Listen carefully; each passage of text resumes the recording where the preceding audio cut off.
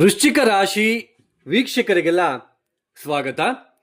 ವಿಶಾಖ ನಕ್ಷತ್ರ 4ನೇ ಪಾದ, ಅನುರಾಧ ನಕ್ಷತ್ರ 4 ಪಾದಗಳು, ಹಾಗೆಯೇ ಜ್ಯೇಷ್ಠ ನಕ್ಷತ್ರ 4 ಪಾದಗಳು ಈ ವೃಶ್ಚಿಕ ರಾಶಿಯಲ್ಲಿ ಬರ್ತಕ್ಕಂತಹ ನಕ್ಷತ್ರಗಳು. ಇದೇ 2026 ಬರುವ ತಿಂಗಳು ಜೂನ್ 2ನೇ ತಾರೀಕು ಗುರು ಮಿಥುನ ರಾಶಿಯನ್ನು ಬಿಟ್ಟು ಕರ್ಕಾಟಕ ರಾಶಿಗೆ ಪ್ರವೇಶವನ್ನು ಮಾಡ್ತಾ ಇದ್ದಾರೆ. ಏನು ಈ ಗುರುವಿನ ಕರ್ಕಾಟಕ ರಾಶಿಯ ಸಂಚಾರದಿಂದ ವೃಶ್ಚಿಕ ರಾಶಿಯವರಿಗೆ ಯಾವ ತರಹದ ಬದಲಾವಣೆಗಳು ಕಾದಿವೆ ಅಂತ ನೋಡ್ತಾ ಹೋಗೋಣ. ಅದಕ್ಕೂ ಮುನ್ನ ಮುಖ್ಯವಾಗಿ ಗುರು ಒಂದು ರಾಶಿಯಲ್ಲಿ 1 ವರ್ಷಗಳ ಕಾಲ ಸಂಚಾರವನ್ನು ಮಾಡ್ತಾರೆ.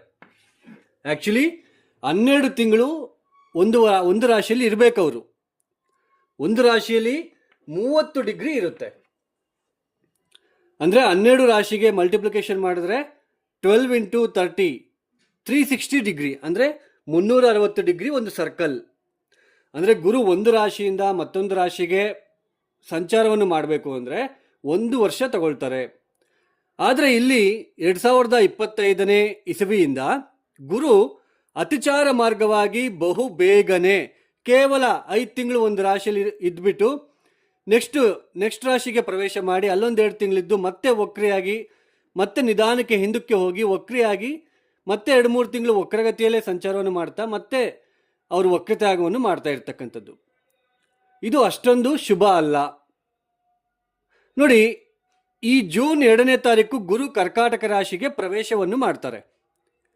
ಜೂನ್ 2ನೇ ತಾರೀಕಿನಿಂದ ಅಕ್ಟೋಬರ್ 31ನೇ ತಾರೀಕಿನ ತನಕ ಮಾತ್ರ, ಸರಿಸುಮಾರು 5 ತಿಂಗಳು ಮಾತ್ರ ಕರ್ಕಾಟಕ ರಾಶಿಯಲ್ಲಿ ಸಂಚಾರವನ್ನು ಮಾಡಿ ನಂತರ ಸಿಂಹ ರಾಶಿಗೆ ಪ್ರವೇಶವನ್ನು ಮಾಡ್ತಾರೆ.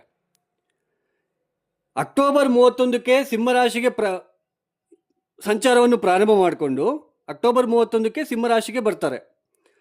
ಅಕ್ಟೋಬರ್ 31ರಿಂದ ಡಿಸೆಂಬರ್ 13 ತನಕ, ಅಂದರೆ ಸರಿಸುಮಾರು 43 ದಿನಗಳ ಕಾಲ ನೇರ ಮಾರ್ಗದಲ್ಲಿ ಈ ಥರ ಮುಂದಕ್ಕೆ ಬರ್ತಾ ಬರ್ತಾ ಬರ್ತಾ ಡಿಸೆಂಬರ್ 13ನೇ ತಾರೀಕು ವಕ್ರಿ ಆಗ್ತಾರೆ. ವಕ್ರಿ ಅಂದರೆ ಹಿಮ್ಮುಖ ಚಲನೆ, ಹಿಂದಕ್ಕೆ ಹೋಗ್ತಕ್ಕಂಥದ್ದು. ಮತ್ತೆ ಇಲ್ಲಿವರೆಗೂ ಬಂದು ಸ್ಟಾಪ್ ಮಾಡಿಬಿಟ್ಟು ಮತ್ತೆ ರಿವರ್ಸಲ್ಲಿ ಹಿಂದಕ್ಕೆ ಹೋಗ್ತಾ ಇರ್ತಕ್ಕಂಥದ್ದು. ಜನವರಿ 26ಕ್ಕೆ ಈ ಹಿಮ್ಮುಖ ಚಲನೆ ಮಾಡ್ತಾ ಮಾಡ್ತಾ ಮಾಡ್ತಾ ಜನವರಿ 26ಕ್ಕೆ ಮತ್ತೆ ಕರ್ಕಾಟಕ ರಾಶಿಗೆ ಬರ್ತಾರೆ.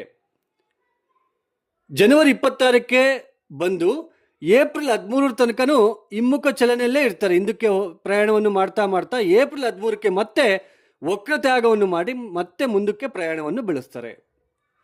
ಇದು ನಿಮಗೆ ಅರ್ಥ ಆಗಲಿ ಅಂತ ಹೇಳ್ಬಿಟ್ಟು ನಾನು ನಿಮಗೆ ಹೇಳ್ತಾ ಇರ್ತಕ್ಕಂಥದ್ದು. ಸುಮ್ಮನೆ ಕೊರಿಬೇಡ, ಏನಿದೆ ಅದನ್ನ ಹೇಳ್ಬಿಡು, ಡೈರೆಕ್ಟಾಗಿ ನಮ್ಗೆ ಅರ್ಥ ಆಗಲ್ಲ ಅಂತ ಹೇಳ್ಬೋದು. ಬಟ್ ಕೆಲವರು ಇರ್ತಾರೆ ಅರ್ಥ ಮಾಡ್ಕೊಳ್ತಕ್ಕಂಥವ್ರಿಗೂ, ಅವ್ರಿಗೂ ಕೂಡ ಅರ್ಥ ಆಗಲಿ ಅನ್ನೋ ಉದ್ದೇಶಕ್ಕೋಸ್ಕರ ನಾನು ಇದನ್ನೆಲ್ಲ ಎಕ್ಸ್ಪ್ಲೇನ್ ಮಾಡ್ತಾ ಇದ್ದೀನಿ. ಅಂದರೆ ವೃಶ್ಚಿಕ ರಾಶಿಯವರಿಗೆ 1, 2, 3, 4, 5, 6, 7, 8 ಅಂದರೆ ಇಷ್ಟು ದಿನ ಅಷ್ಟಮ ಸ್ಥಾನದಲ್ಲಿ ಗುರುವಿನ ಸಂಚಾರದಿಂದ ಸಾಕಷ್ಟು ತೊಂದರೆಗಳನ್ನು ಪಟ್ಟಿದ್ದೀರಾ. ಅದರಲ್ಲೂ ಪಂಚಮ ಶನಿ ಕಾಟ ಬೇರೆ ಇದೆ, ನಿಮಗೆ ತುಂಬ ತೊಂದರೆ ಪಟ್ಟಿದ್ದೀರಾ. ಇನ್ನು ಮುಂದಕ್ಕೆ ನವಮ ಸ್ಥಾನಕ್ಕೆ ಗುರುವಿನ ಸಂಚಾರ ಪ್ರಾರಂಭ ಆಗ್ತಾ ಇದೆ. ಜೂನ್ 2ನೇ ತಾರೀಕಿನಿಂದ ಅಕ್ಟೋಬರ್ 31ನೇ ತಾರೀಕಿನ ತನಕ 5 ತಿಂಗಳ ಕಾಲ, 5 ತಿಂಗಳು ಸಂಪೂರ್ಣ ಗುರುಬಲ ಬರ್ತಾ ಇದೆ.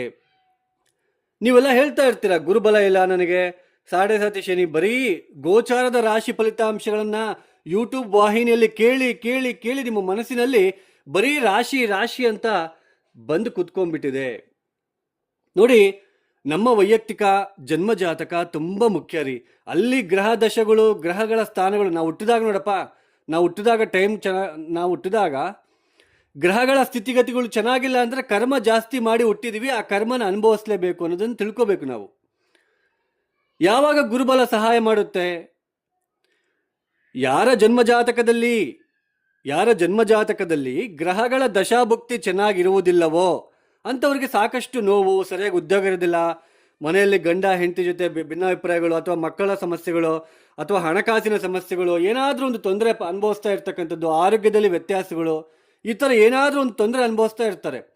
ಅಂತಹ ಸಮಯದಲ್ಲಿ ಗುರುಬಲ ಬಂದಾಗ ಸ್ವಲ್ಪ ನಿಟ್ಟುಸಿರು ಬಿಡ್ತೀವಿ ಅಷ್ಟೇ, ಸ್ವಲ್ಪ ನಮಗೆ ಸಹಾಯ ಮಾಡುತ್ತೆ.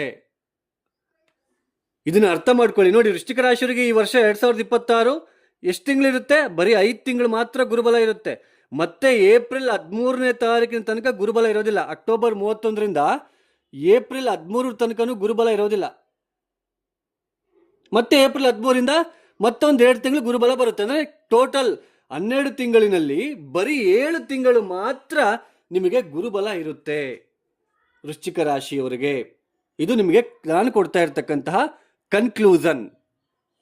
ನೋಡಿ, ಈಗ ವೃಶ್ಚಿಕ ರಾಶಿಯವರಿಗೆ ಏನೆಲ್ಲ ಪರಿಣಾಮ ಅಂತ ನೋಡೋಣ. ವೃಶ್ಚಿಕ ರಾಶಿಯವರಿಗೆ ಮೊದಲನೇದಾಗಿ ಪಂಚಮ ಶನಿಯಿಂದ ತುಂಬಾ ನೋವು ಪಡ್ತಾ ಇದ್ದಾರೆ. ಈ ಪಂಚಮ ಶನಿ ಬಗ್ಗೆ ಯಾಕೆ ಹೇಳ್ತಾ ಇದ್ದೀನಿ ಅಂದರೆ ಇದಕ್ಕೆ ಲಿಂಕ್ ಇದೆ, ಅದಕ್ಕೋಸ್ಕರ ಇದನ್ನ ಹೇಳ್ತಾ ಇದ್ದೀನಿ. ಈ ಪಂಚಮ ಶನಿ 1, 2, 3, 4, 5 ಪಂಚಮ ಶನಿ, ಇಲ್ಲಿ ಶನಿ ಇದ್ದಾರೆ ನಿಮಗೆ. ಈ ಪಂಚಮ ಶನಿ ಅಂದ್ರೆ ಪಂಚಮ ಸ್ಥಾನ ಅಂದ್ರೆ ಏನು? ಸಂತಾನ, ನಾವು ಆಲೋಚನೆ ಮಾಡ್ತಕ್ಕಂತಹ ವಿಧಾನ, ನಾವು ಮಾಡ್ತಕ್ಕಂತಹ ಕೆಲಸ ಕಾರ್ಯಗಳಲ್ಲಿ ನಮಗೆ ರೆಕಾಗ್ನೈಸೇಷನ್ ಬರ್ತಾ ಇದೆಯಾ, ಒಂದು ಹೆಸರು ತುಂಬ ಇಂಪಾರ್ಟೆಂಟ್. ಒಬ್ಬ ವ್ಯಕ್ತಿಗೆ ಚೆನ್ನಾಗಿ ಕೆಲಸ ಮಾಡ್ತಿದ್ಯಾ ಕಣಪ್ಪ ಅಂತ ಹೇಳಿದ್ರೆ ಅವ್ನಿಗೆ ಇನ್ನೂ ಸ್ವಲ್ಪ ಖುಷಿಯಾಗಿ ಅವನು ಇನ್ನೂ ಸ್ವಲ್ಪ ಚೆನ್ನಾಗಿ ಕೆಲಸ ಮಾಡ್ತಾನೆ. ಅಂದರೆ ರೆಕಾಗ್ನೈಸೇಷನ್. ಹಾಗೆಯೇ ನಾವು ಕೊಡ್ತಕ್ಕಂತಹ ಪ್ರೀತಿ, ನಮ್ಮ ಹೆಂಡತಿಗೆ ಪ್ರೀತಿ ಆಗಿರ್ಬೋದು, ನಮ್ಮ ಗಂಡನಿಗೆ ಆಗಿರ್ಬೋದು, ಮಕ್ಕಳಿಗೆ ಆಗಿರ್ಬೋದು, ಅಥವಾ ಕೆಲಸ ಮಾಡೋ ಜಾಗದಲ್ಲಾಗಿರ್ಬೋದು. ಕೆಲಸ ಮಾಡೋ ಜಾಗದಲ್ಲಿ ಪ್ರೀತಿ ಅಲ್ಲ, ಕೆಲಸ ಮಾಡೋ ಜಾಗದಲ್ಲಿ ನಾವು ಕರೆಕ್ಟಾಗಿ ಕೆಲಸ ಮಾಡಿದ್ರು ನೀನು ಕೆಲಸ ಮಾಡಿಲ್ಲ ಅಂತ ಹೇಳಿದ್ರೆ ತುಂಬ ನೋವಾಗುತ್ತೆ. ಅದು ತುಂಬ ಪಂಚಮಸ್ಥಾನ ತುಂಬ ಇಂಪಾರ್ಟೆಂಟು. ನಾವು ನಮ್ಮ ಹೆಂಡತಿನ ಎಷ್ಟೇ ಚೆನ್ನಾಗಿ ನೋಡ್ಕೊಂಡ್ರು ಮತ್ತೆ ತಿರ್ಗಾ ಮರಳಿ ನಮಗೆ ಪ್ರೀತಿ ಪ್ರೇಮ ಬರ್ತಾ ಇದೆಯಾ ಅವರಿಂದ, ಮತ್ತೆ Newton's third law of motion, every action there is equal and opposite reaction ಥರ Newton's third law of motion ಇದೆಯಾ ನಮ್ಮ ಜೀವನದಲ್ಲಿ? ನಾವು ನಮ್ಮ ಹೆಂಡತಿಗೆ ಪ್ರೀತಿ ಮಾಡ್ತಾ ಇದ್ದೀವಿ, ನಾನು ಚೆನ್ನಾಗಿ ನೋಡ್ಕೊಳ್ತಾ ಇದ್ದೀನಿ ನನ್ನ ಹೆಂಡತಿ ಮಕ್ಕಳನ್ನ, ಅವರು ಅದೇ ಥರ ಟ್ರೀಟ್ ಮಾಡಬೇಕಲ್ವಾ? ಸೇಮ್ ಅಂದರೆ ಪಂಚಮ ಸ್ಥಾನದಿಂದ ಅರ್ಥ ಆಗುತ್ತೆ. ನಾವು ಕೊಡ್ತಕ್ಕಂತಹ ಪ್ರೀತಿ ಇನ್ನೊಬ್ಬರಿಗೆ ಅರ್ಥ ಆಗ್ತಾ ಇದೆಯಾ ಇಲ್ವಾ ಅಂತಕ್ಕಂಥದ್ದು ಪಂಚಮ ಸ್ಥಾನದಿಂದ ತಿಳ್ಕೊಬೇಕು. ಅಂತಹ ಪಂಚಮ ಸ್ಥಾನದಲ್ಲಿ ಶನಿ ಕುತ್ಕೊಂಡ್ಬಿಟ್ಟು ಆಮೇಲೆ ಪಂಚಮ ಸ್ಥಾನ ಅಂದರೆ ಇನ್ನೊಂದು ಹೇಳ್ಬೋದು, ನಾವು ಕೆಲವರೆಲ್ಲ ಕೆಲಸ ಮಾಡ್ಕೊಳ್ತಾನೆ ಎಕ್ಸ್ಟ್ರಾ ಅರ್ನಿಂಗ್ ಮಾಡ್ತಾ ಇರ್ತಾರೆ. ಎಕ್ಸ್ಟ್ರಾ ಬಿಸ್ನೆಸ್ ಮಾಡ್ಕೊಂಡ್ಬಿಟ್ಟು ಅಥವಾ ಇನ್ವೆಸ್ಟ್ಮೆಂಟ್, ಶೇರ್ ಮಾರ್ಕೆಟಲ್ಲಿ ಹಣ ಹೂಡಿಕೆ ಮಾಡಿ, ಇನ್ವೆಸ್ಟ್ಮೆಂಟ್ ಮಾಡಿ, ಅಥವಾ ವ್ಯಾಪಾರಕ್ಕೋಸ್ಕರ ಹಣ ಹಾಕಿ ಎಕ್ಸ್ಟ್ರಾ ಹಣ ಅರ್ನ್ ಮಾಡ್ತಾ ಇರ್ತಾರೆ. ಅದನ್ನು ಕೂಡ ನಾವು ಪಂಚಮ ಸ್ಥಾನದಿಂದನೇ ನೋಡ್ತೀವಿ.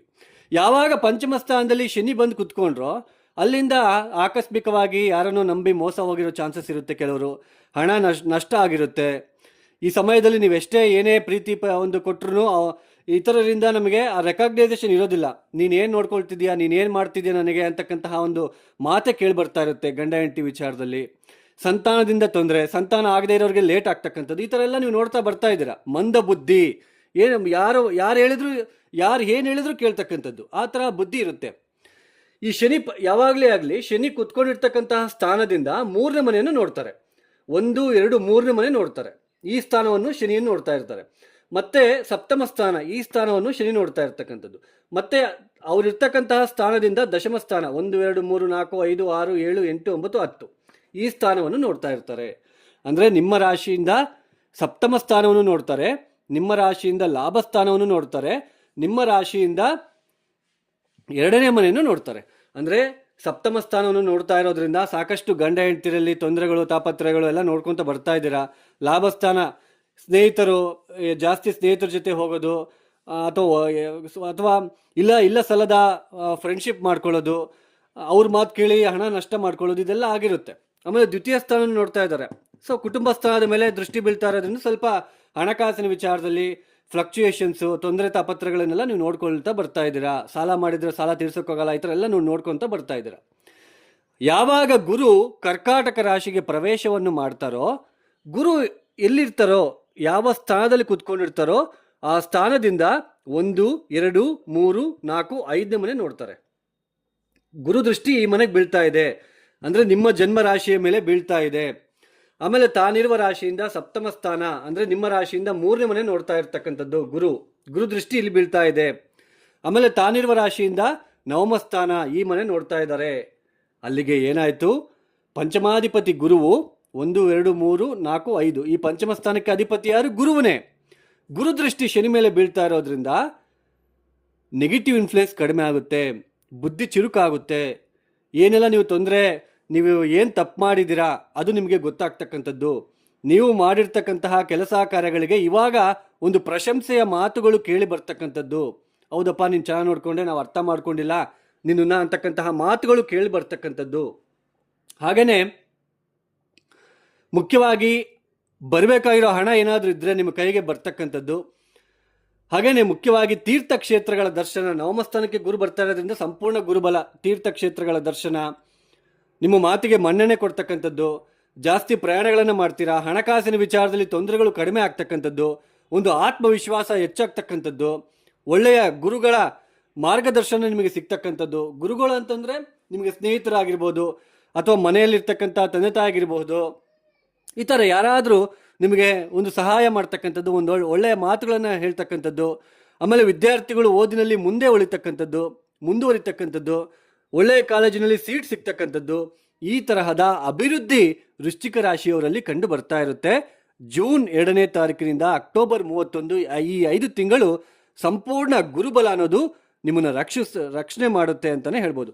ಗುರುದೃಷ್ಟಿ ಶನಿ ಮೇಲೆ ಬೀಳುತ್ತೆ, ನೆಗೆಟಿವ್ ಇನ್ಫ್ಲುಯೆನ್ಸ್ ಕಡಿಮೆ ಆಗುತ್ತೆ, ತಪ್ಪು ಆಲೋಚನೆಗಳೆಲ್ಲ ಕಡಿಮೆ ಆಗ್ತಕ್ಕಂಥದ್ದು. ಹಿಂದೆ ನಾವೇನು ತಪ್ಪು ಮಾಡಿದ್ವಿ, ಹೆಂಗೆ ಹಣ ಕಳ್ಕೊಂಡ್ವಿ, ಹೆಂಗೆ ಮತ್ತೆ ಅದನ್ನು ರಿಕವರಿ ಮಾಡಬೇಕು ಅನ್ನೋ ಒಂದು ಆಲೋಚನೆ ಬರುತ್ತೆ. ಸಂತಾನ ಆಗದೇ ಇರ್ತಕ್ಕಂಥವ್ರಿಗೆ ಸಂತಾನದ ಒಂದು ವಿಷಯದಲ್ಲಿ ಪಾಸಿಟಿವ್ ಇನ್ಫ್ಲುಯೆನ್ಸ್ ಸಿಗುತ್ತೆ. ಇಷ್ಟು ದಿನ ಸಂತಾನದ ಬಗ್ಗೆ ನೀವೇನು ನನ್ನ ಮಗ ಸರಿಯಾಗಿ ಓದಲ್ಲಪ್ಪ, ನನ್ನ ಮಗ ಏನು ಅಷ್ಟು ಒಳ್ಳೆಯನಲ್ಲ, ಅಥವಾ ನನ್ನ ಮಗಳು ಈ ಥರ, ಅಥವಾ ಏನು ನೀವು ನೆಗೆಟಿವ್ ಆಗಿ ಯೋಚನೆ ಮಾಡ್ತಾ ಇರ್ತೀರ ನಿಮ್ಮ ಮಕ್ಕಳ ಬಗ್ಗೆ. ಈ ಸಮಯದಲ್ಲಿ ಹೌದು, ನಾನು ತಪ್ಪಾಗಿ ಯೋಚನೆ ಮಾಡಿದೆ, ನನ್ನ ಮಗ ಒಳ್ಳೆಯವನು, ಸೊ ನನ್ನ ಮಗಳು ಚೆನ್ನಾಗಿ ಬುದ್ಧಿವಂತೆ, ಸೊ ಈ ತರಹದ ಒಂದು ಭಾವನೆಗಳು ಬೆಳೀತಕ್ಕಂಥದ್ದು. ಯಾರಾದರೂ ಹಣಕಾಸಿನ ವಿಚಾರದಲ್ಲಿ ಫ್ಲಕ್ಚುಯೇಷನ್ಸ್ ಫೇಸ್ ಮಾಡ್ತಾ ಇದ್ರೆ, ಹಣಕಾಸಿನ ವಿಚಾರದಲ್ಲೂ ಕೂಡ ಸಾಕಷ್ಟು ನಿಮಗೆ ಉತ್ತಮವಾದ ಫಲಿತಾಂಶಗಳು ಈ ಒಂದು ಸಮಯದಲ್ಲಿ ಸಿಗ್ತಾ ಹೋಗುತ್ತೆ. ವೃಶ್ಚಿಕ ರಾಶಿಯವರಿಗೆ ಗ್ರೇಟ್ ಪೀರಿಯಡ್ ಅಂತ ಹೇಳ್ಬೋದು 5 ತಿಂಗಳು. ಈ ವೃಶ್ಚಿಕ ರಾಶಿಯವರು ನೋಡಿ, ಗುರುದೃಷ್ಟಿ ಶನಿ ಮೇಲೆ ಇರೋದ್ರಿಂದ ವೀರಭದ್ರ ದೇವಸ್ಥಾನಕ್ಕೆ ಹೋಗ್ಬಿಟ್ಟು ಈಡ್ಗೆ ಹೊಡೆದ್ಬಿಟ್ಟು ಬನ್ನಿ, ಈಡ್ಗೆ ಹೊಡಿರಿ.